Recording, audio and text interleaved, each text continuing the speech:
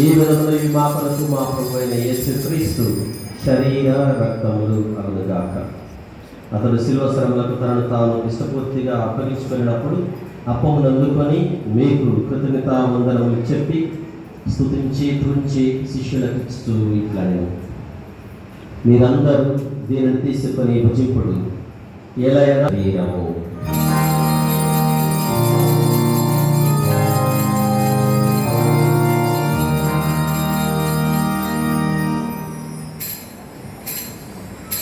ఆ విధంగానే భోజనానంతరం ఇట్లా నేను మీరందరూ దీనిని తీసుకొని దీని నుండి పానము చేయుడు.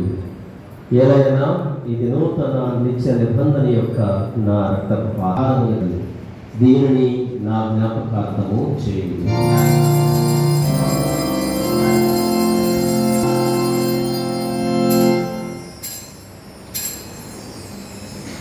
ఇది విశ్వాస రహస్యము.